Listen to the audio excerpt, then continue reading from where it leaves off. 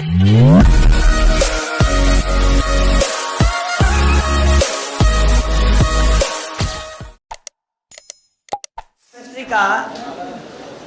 अधिशोषण topic के अंतर्गत आप पढ़ने जा रहे हैं अधिशोषण को प्रभावित करने वाले कारक।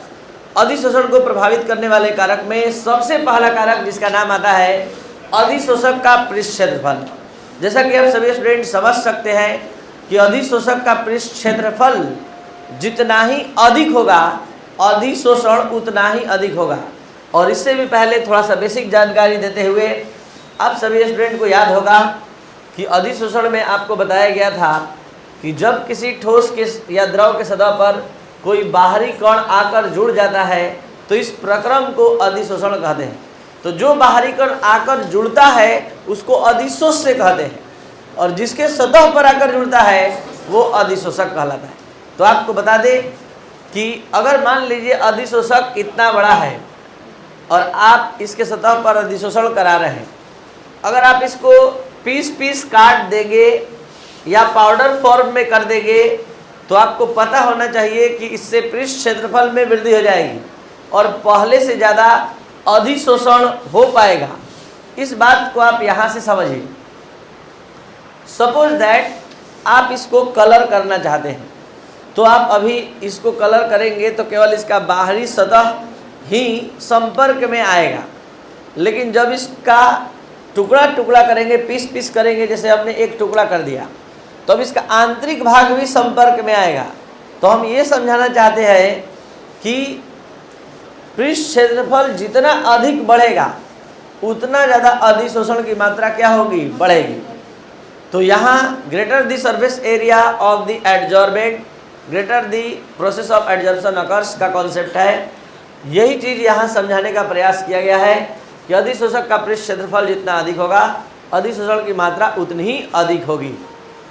अधिशोष्य की प्रकृति, अधिशोष्य मतलब जो बाहरी कण आकर अधिशोषक के सतह पर अधिशोषित हो रहा है। जैसा कि आप सभी स्टूडेंट समझ सकते हैं कि ये अधिशोषक है और इस पर कोई गैस आप प्रवाहित कर रहे हैं। जैसे यह मान लीजिए प्लेटिनम का रड है और इस पर आप कोई गैस प्रवाहित कर रहे हैं, तो जो गैस इसके सतह पर जुड़ेगा वो अधिशोष्य गैस है। तो अधिशोष्य गैस की प्रकृति पर या अधिशोष्य की प्रकृति पर भी अधिशोषण निर्भर करता है। इस बात को हम प्रूफ करने जा रहे हैं एग्जाम्पल से, लेकिन उससे पहले थोड़ा सा समझिए। इस धरती पर दो तरह का गैस है, एक कमरे के ताप पर द्रव अवस्था में बदल जाने वाला और एक कमरे के ताप पर गैस अवस्था में रहने वाला, मतलब अपने प्रकृति को बनाए रखने वाला। अब जैसे हाइड्रोजन गैस है, हाइड्रोजन हल्का गैस है, रूम टेम्परेचर पर भी वो हाइड्रोजन में ही रहता है, द्रव मतलब गैसीय अवस्था में रहता है, लेकिन वही SO2 गैस है तो ये कमरे के ताप पर द्रवित हो जाता है। तो हमारा कहने का मतलब है जो रूम टेम्परेचर पर द्रवित हो जाता है वो उसका अधिशोषण ज़्यादा होगा और जो रूम टेम्परेचर पर गैसीय अवस्था में ही रहता है उसका अधिशोषण कम होगा। अब सवाल उठता है कि हम कैसे जानेंगे कि कौन द्रवित होगा कौन नहीं होगा, किसका अधिशोषण अधिक होगा किसका नहीं होगा। तो आप समझिए जो हल्का गैस होगा जिसका अणु भार कम होगा उसके अणु के बीच आकर्षण कम होगा, वो गैसीय अवस्था में पाया जाएगा, जैसे हाइड्रोजन हीलियम ये सब। लेकिन वही अगर भारी गैस जैसे SO2 जैसे CO2 तो ये सभी गैस क्या है, भारी अणु मतलब अधिक अणु भार वाला है, इसमें वंडर वाल्स आकर्षण बल अधिक होगा। ज़्यादा आकर्षण बल होने के कारण ये तुरंत रूम टेम्परेचर पर द्रवित हो जाएगा और द्रवित हो जाएगा तो इन गैसों का अधिशोषण अधिक होगा। इसी बात को यहाँ समझाने का प्रयास किया गया है। कुछ गैस जैसे H2O2 हीलियम की तुलना में सरलता से द्रवित होने वाली गैस CO2 NH3 SO2 का अधिशोषण अधिक होने का कारण क्या है कि इन गैसों के मध्य अणुओं के मध्य क्या होता है, वंडर वाल्स आकर्षण बल का मान अधिक होता है, जिस कारण ये गैस अधिशोषक के साथ शीघ्रता से जुड़ जाते हैं। तो इस बात को यहाँ समझना है कि अधिशोष्य की प्रकृति भी अधिशोषण को प्रभावित कर सकती है। अब बात करते हैं ताप का। अपने से कॉमन सेंस से थोड़ा अप्लाई करिए, बताइए कि अगर कोई मान लीजिए गैस इस धातु के सतह पर अधिशोषित है और आप क्या करने लगे, नीचे से इसको गर्म करने लगे, हीट करने लगे, तो हीट करने लगे तो क्या होगा, जो भी गैस जुड़ा हुआ है वो भी बाहर निकलने लगेगा, मतलब सतह को छोड़ने लगेगा। तो अधिशोषण क्या हो गया?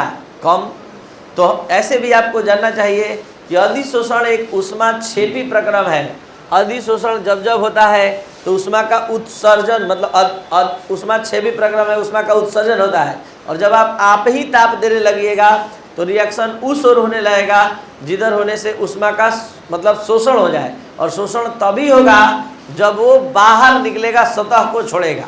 क्योंकि ली चैटलियर सिद्धांत के अनुसार अगर आप ताप में वृद्धि कर रहे हैं और ऊष्मा जो अधिशोषण है ऊष्माक्षेपी है, ऊष्मा का क्षेपण होता है उस प्रक्रम में, और आप ही उल्टा ऊष्मा देने लगे तो जो भी अधिशोषक के सतह पर अधिशोष्य है वो तुरंत सतह छोड़कर बाहर निकलने लगेगा। इसी बात को यहाँ समझाया गया है कि अधिशोषण एक ऊष्माक्षेपी प्रक्रम है और ली चैटलियर सिद्धांत के अनुसार ताप में वृद्धि करने पर अधिशोषण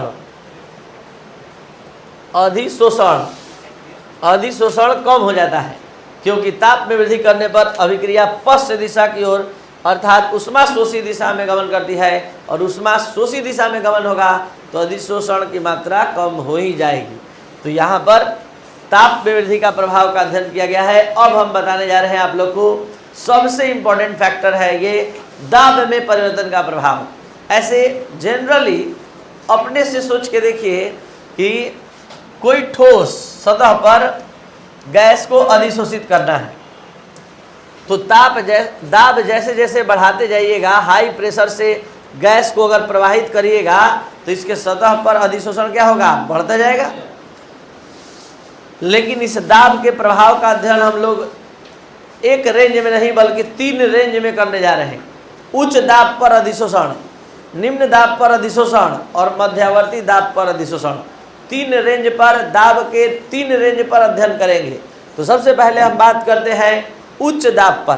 तो सुन लीजिए, उच्च दाब पर क्या होता है? जैसे ही हाई प्रेशर से अगर हम अधिशोष्य को प्रवाहित करेंगे अधिशोषक के सतह पर तो जितना मुक्त संयोजकता है तुरंत संतुष्ट हो जाएगा। जितना जगह जुड़ना है उतना जगह आराम से बहुत तेजी से जुड़ जाएगा, बहुत तेजी से, आराम से नहीं बल्कि काफ़ी तेजी से जुड़ जाएगा, एक बार में जुड़ जाएगा फाइनल। लेकिन जब धीरे धीरे आप मतलब कम दाब पर गैस को प्रवाहित करिएगा, उच्च दाब पर करिएगा तो एक बार में जितना जुड़ना है जुड़ जाएगा और कांस्टेंट हो जाएगा अधिशोषण। लेकिन निम्न दाब पर अधिशोषण कराइएगा तो धीरे धीरे जैसे जैसे दाब आप दीजिएगा वैसे वैसे अधिशोषण की मात्रा में क्या होगी? वृद्धि होगी। और एक और दाब के रेंज पर अध्ययन करना है मध्यावर्ती पर। लेकिन उससे पहले थोड़ा सा आपको कुछ मैथमेटिकल टर्म जानना होगा, और वो जानने के बाद आप फिर से तीनों रेंज पर अध्ययन करेंगे। सबसे पहले आइए, ये है अधिशोषक, और ये अधिशोषक का m ग्राम है। कितना ग्राम लिए है? और इस पर हम अधिशोष्य को प्रवाहित किए तो इसका x ग्राम अधिशोषित हुआ। कितना ग्राम? x क्या है? अधिशोष्य पदार्थ की मात्रा, और m क्या है? अधिशोषक की मात्रा, पूरा जिसके सतह पर अधिशोषण हो रहा है।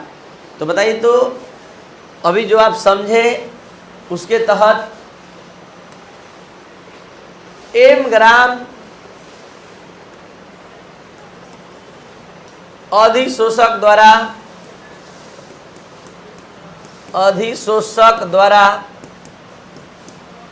अधिशोष्य का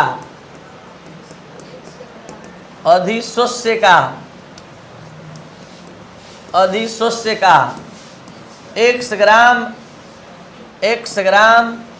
अधिशोषित किया जाता है, अधिशोषित किया जाता है। तो m ग्राम द्वारा ना x ग्राम को अधिशोषित किया जाता है। तो 1 ग्राम कितना को अधिशोषित करेगा? x by m। अब हम आपसे पूछना चाहते हैं, x क्या था? अधिशोषित पदार्थ की, अधिशोष्य पदार्थ की मात्रा था। कितना ग्राम अधिशोषक द्वारा? और x बाई m क्या है? ये भी अधिशोष्य पदार्थ की मात्रा है, लेकिन अंतर क्या है? 1 ग्राम अधिशोषक द्वारा। 1 ग्राम अधिशोषक जितना अधिशोष्य को ग्रहण करेगा अपने सतह पर वो x बाई m है, और m ग्राम अधिशोषक जितना जुड़ेगा वो है x। तो x बाई m भी अधिशोष्य पदार्थ की मात्रा है, और x भी अधिशोष्य पदार्थ की मात्रा है। फर्क ये है कि प्रति एकांक ग्राम द्वारा अधिशोषक के प्रति एकांक ग्राम द्वारा अधिशोष्य पदार्थ की मात्रा है x/m। तो आज के बाद कभी भी इस चैप्टर में हम x/m पूछेंगे क्या है, तो अधिशोष्य पदार्थ की मात्रा है। कितना ग्राम अधिशोषण द्वारा है, कितना ग्राम अधिशोषक द्वारा, तो 1 ग्राम अधिशोषक द्वारा अधिशोष्य पदार्थ की मात्रा है। तो x/m अधिशोष्य पदार्थ की मात्रा है। अब आप जब x/m समझ गए, अब आप दाब के 3 रेंज में अध्ययन करने के लायक हो गए हैं। अब हम हाई प्रेशर पर पहले बात करेंगे। एट हाई प्रेशर पर अधिशोष्य पदार्थ की मात्रा जो होती है वो हमेशा दाब पर निर्भर नहीं करती है। एक बार में जितना प्रेशर देकर अगर अधिशोष्य को अधिशोषक के सतह पर डाला जाएगा तो तुरंत जितना मतलब जुड़ना है जुड़ जाता है, इसलिए ये दाब पर निर्भर नहीं करता है। तो x/m बराबर k, x/m p⁻0 आप लोग जानते हैं x⁻0 बराबर क्या हो जाता है, तो ये हो जाएगा k मतलब कांस्टेंट। तो उच्च दाब पर अधिशोष्य मतलब उच्च दाब पर अधिशोष्य पदार्थ की मात्रा क्या हो जाती है, नियत हो जाती है। और यहाँ निम्न दाब पर अब अध्ययन करते हैं। एट लो प्रेशर निम्न दाब पर x/m जो होता है दाब के क्या होता है, समानुपाती। यानी धीरे धीरे दाब बढ़ाइएगा, अधिशोषण बढ़ता जाएगा। तो अधिशोषण बढ़ता जाएगा तो ये समीकरण की प्राप्ति होगी। और अब मध्यवर्ती दाब पर एट इंटरमीडिएट प्रेशर,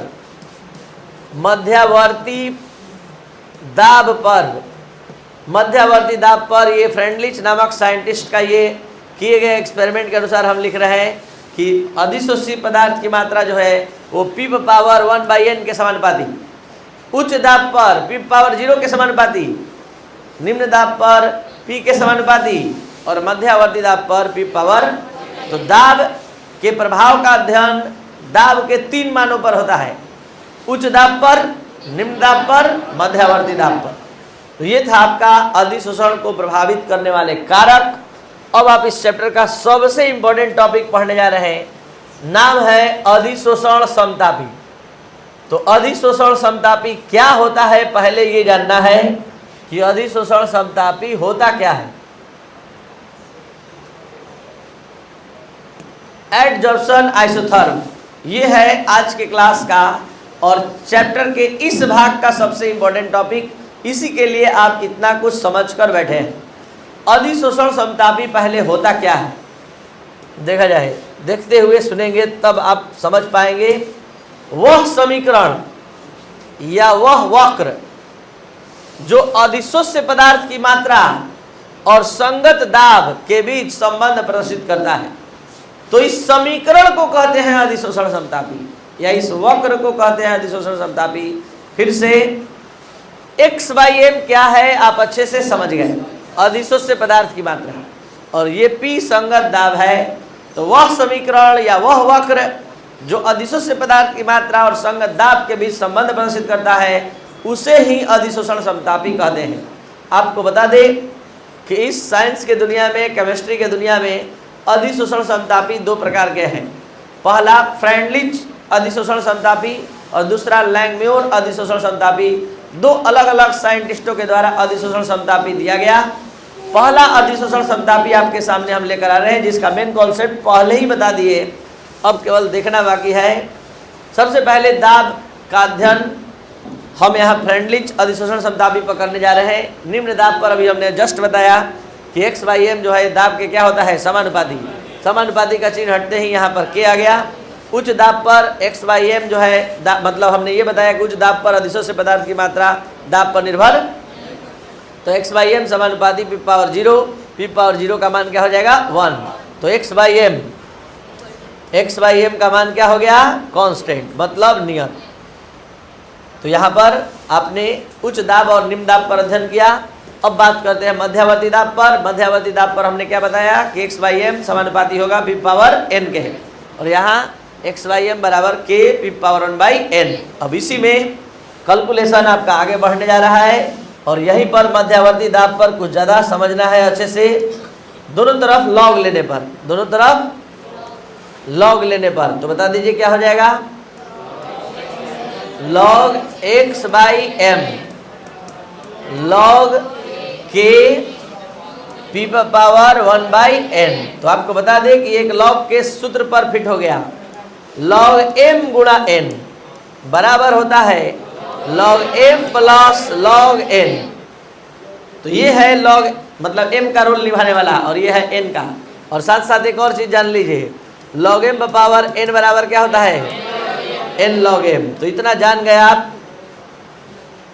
तो अब यहाँ पर इसको हम इस तरह से सिंप्लीफाइड फॉर्म में लिख सकते हैं, log k plus log n, log m plus log n, और log m पावर n है तो n log क्या हो जाएगा, m।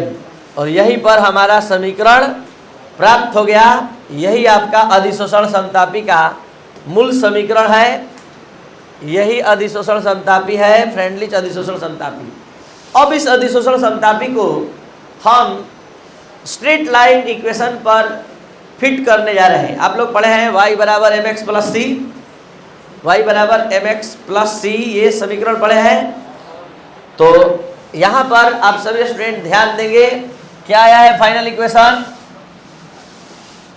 फाइनल इक्वेशन क्या आया है, log x by m 1 by n log p plus log k, y बराबर एम एक्स प्लस सी। समीकरण पर इस इक्वेशन को हम फिट करने जा रहे हैं। देख सकते हैं अभी आप सभी स्टूडेंट, y एक्सिस को रिप्रेजेंट करने आ रहा है log x by m, x axis को रिप्रेजेंट करेगा log p, और ढाल को निरूपित करेगा 1 बाई एन, और इंटरसेप्ट अंतःखंड को निरूपित करेगा यानी कांस्टेंट वैल्यू को निरूपित करेगा log k। क्या हम बोल रहे हैं, ग्राफ पर देखिए तब समझ में आएगा कि क्या बोल रहे हैं। अब हम इसका ग्राफीय निरूपण बताने जा रहे हैं आप लोग को।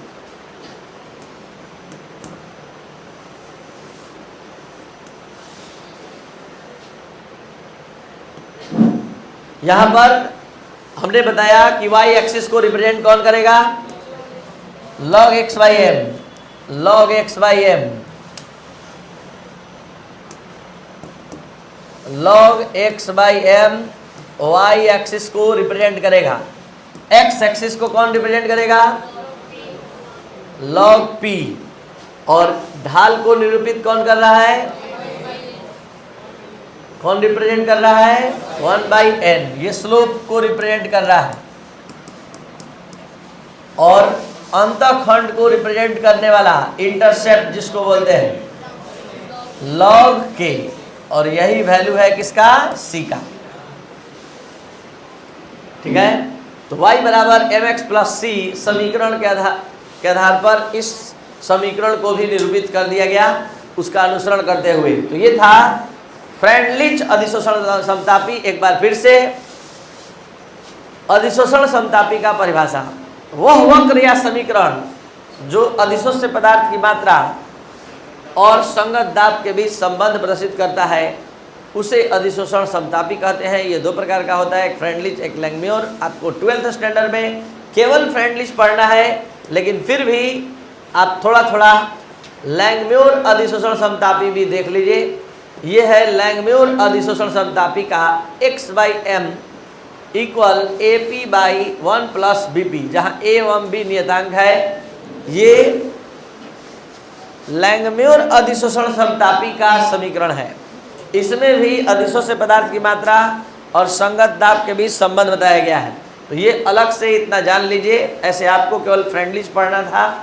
अब आपको बता दें कि अधिशोषण का उपयोग कहाँ कहाँ होता है। आपका ये भाग सरफेस केमिस्ट्री का समाप्त हो रहा है। चीनी को रंगहीन करने में, विषमांगी उत्प्रेरण में, गैस मास्क में। आप लोग कभी कोल माइंस में जहाँ कोयला निकाला जाता है जमीन के अंदर गए हैं? नहीं। गैस मास्क पहनकर तब उतरा जाता है माइंस में। तो कारण क्या है कि नीचे जो ज़मीन के अंदर जब कोयला निकाला जाता है तो नीचे बहुत सारा प्राकृतिक गैस, नेचुरल गैसेस भी, विषैली गैसें भी होती हैं। तो आपको उससे बचाने के लिए गैस मास्क पहनकर उतरना होता है। तो गैस मास्क का काम क्या है कि उसको अपने सतह पर अधिशोषित कर लेना, एब्जॉर्ब कर लेना, और आप उस जहरीली या विषैली गैस से बच जाते हैं। तो आप धनबाद झरिया कभी जाएं तो वहाँ पर कोल माइंस में नीचे उतरिएगा तो आपको गैस मास्क पहनाया जाता है और तब जाकर नीचे उतरने दिया जाता है। तो अधिशोषण के सिद्धांत से ही वो उसके गैस मास्क के सतह पर एब्जॉर्ब हो जाता है, एडजॉर्ब हो जाता है, अधिशोषित हो जाता है, तो आप बच जाते हैं। निर्वात उत्पन्न करने में, क्रोमैटोग्राफी में, पेंट उद्योग में पेंट के निर्माण के समय कुछ अधिशोषक मिला दिया जाता है जो घुलित गैसों को अधिशोषित कर लेते हैं। तो ये था आपका सर्फेस केमिस्ट्री का क्लास जो अधिशोषण का भाग लेकर आया था, जो समाप्त हुआ। अगला क्लास हम लेकर आ रहे हैं उत्प्रेरण का। आप सभी स्टूडेंट से उम्मीद है कि आप उस वॉल्यूम को और ज़्यादा इंटरेस्ट के साथ पढ़ें और इस चैनल को शेयर और सब्सक्राइब करें, और कंप्लीट वीडियो लेक्चर और क्रैश कोर्स के लिए ऐप डाउनलोड करें, केमिस्ट्री का मतलब राजेश सर। ये क्रैश कोर्स का क्लास अब हम लेकर आ रहे हैं जिससे आप बहुत कम टाइम में एक अच्छा प्रिपरेशन कर सकते हैं, और वो भी कम फी में। इसके लिए आप 9431434546 पर व्हाट्सएप मैसेज करके अपना क्रैश कोर्स कंप्लीट कर सकते हैं और केमिस्ट्री को समझ कर पढ़ सकते हैं। Thank you.